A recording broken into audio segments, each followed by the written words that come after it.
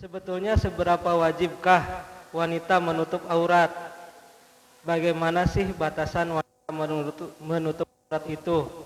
Saya suka melihat istri atau putri ulama atau tokoh agama yang banyak diikuti. Tapi menurut saya belum menutup aurat dengan semestinya. Fahkum bizawahir wala bisair. Berhukumlah dengan bagian zahir, jangan berhukum dengan bagian batin. Ketika menghukumi seseorang, janganlah kemudian kita itu menghubungi dengan hukum batinnya, dengan hukum zahirnya. Menutup aurat, hukumnya apa?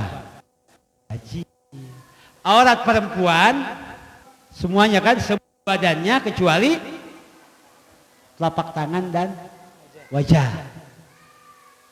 Ketika melihat ada seseorang perempuan yang terbuka auratnya, entah dia anak RT, entah dia anak orang biasa, entah dia anak ustadz, entah dia anak haji, entah anak kiai, entah anak ulama, entah dia anak wali, entah dia anak nabi.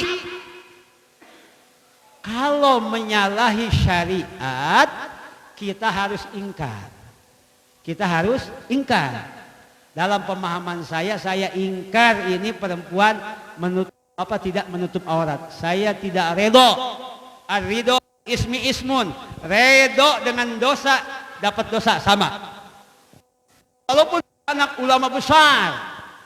Karena menurut pemahaman kita secara zahir, menutup aurat itu wajib.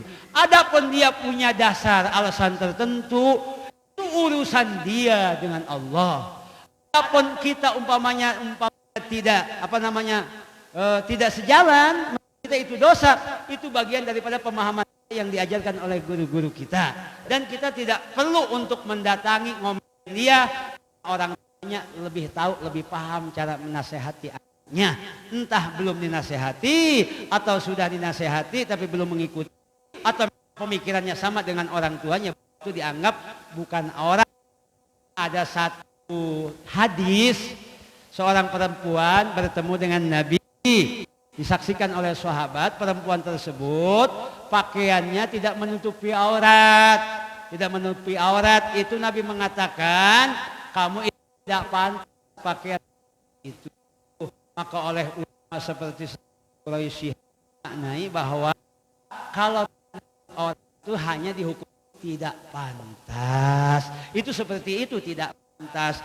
Untuk kita golongan tadi, golongan pemula seperti kita yang syariatnya aja belum hafal, kita, ibu kita, istri kita, saudara kita yang muslim, yang terbuka auratnya, keluar dari rumah bertemu dengan mahram, hati kita harus ingkar. Kalau keluarga kita wajib kita nasihati, saudara kita atau bapak kita bisa menasihati dia, berani nasihati. Kalau enggak, tidak, hati kita harus menolak. Itulah bagian daripada mengubah pikiran dengan hati. Wazalika adabul iman.